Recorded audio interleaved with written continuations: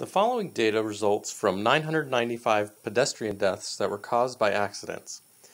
If one of the pedestrian deaths is randomly selected, find the probability that the pedestrian was intoxicated or the driver was intoxicated. Well, we know that to find an or, the probability of an event happening or another event happening, we have the formula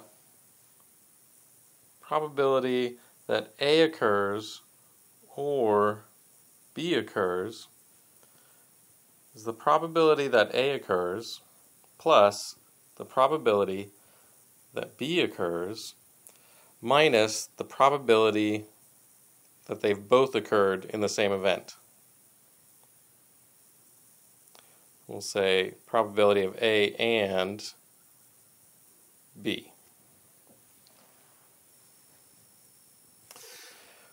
Well, to figure out the probability that A occurs, we first have to assign an event the letter A. So let's call, let's say the pedestrian was intoxicated, our event A, and the driver was intoxicated, we'll call B. So to calculate the probability that the pedestrian was intoxicated, we need to add up all the pedestrians who were intoxicated in this data.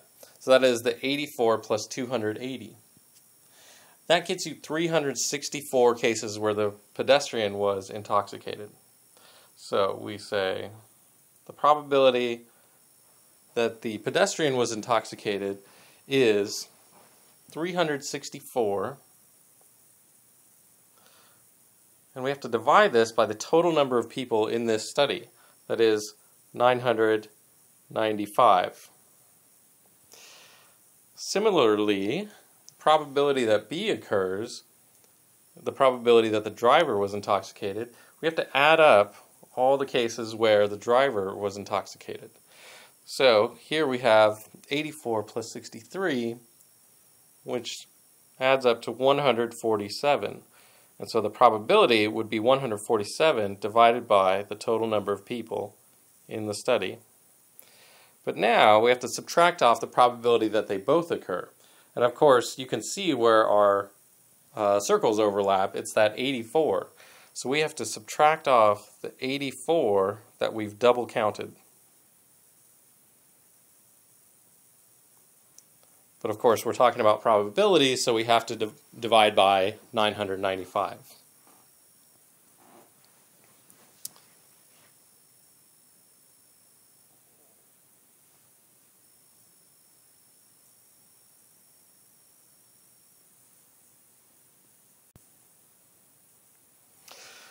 So throwing all these numbers into our calculator, we find that the probability that A occurs or B occurs is 0.4291.